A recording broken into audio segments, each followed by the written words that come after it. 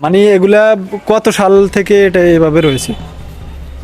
না যার সময় আমরা বহুত বছর কত 500 বছর এরকম হবে?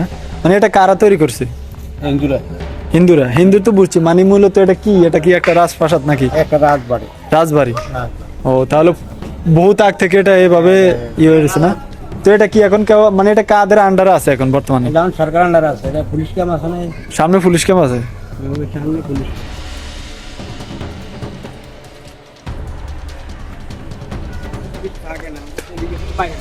আমি হিন্দু হিন্দু লক্ষ্মীপুর জেলার দালাল বাজারে বিখ্যাত একটি জায়গা, নাম হচ্ছে রাজবাড়ি। এটা প্রায় 500 বছর আগের পুরানো, এভাবেই ভেঙে চুরে পড়ে আছে। কোনো এক সময় এটা এরকম ছিল না, কোনো এক রাজার প্রাসাদ ছিল এটা, কিন্তু সময়ের সাথে সাথে এটা ভেঙে চুরে চুরমার হয়ে যায়।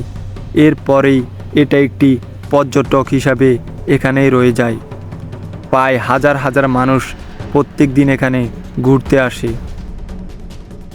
এটা মূলত ছিল হিন্দুদের আয়ত্তে। যুদ্ধের পর রাজপ্রাসাদ থেকে এখান থেকে কিছুই নিয়ে যেতে পারেনি তারা। পরেই এখান থেকে লুটপাট হয়ে সমস্ত কিছুই মানুষ ছিনিয়ে নিয়ে যায়।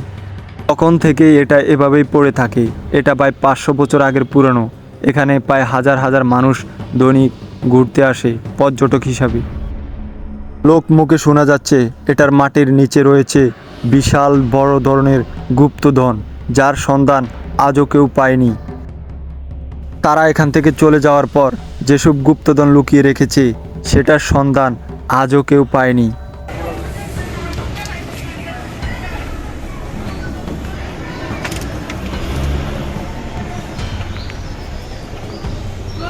পাঁচশত বছর আগের ওয়াল এখনও দাঁড়িয়ে আছে শিখরের মতো, কিন্তু উপরের ছাদ কিংবা কিছুই নেই, শুধু ইটগুলো ছাড়া।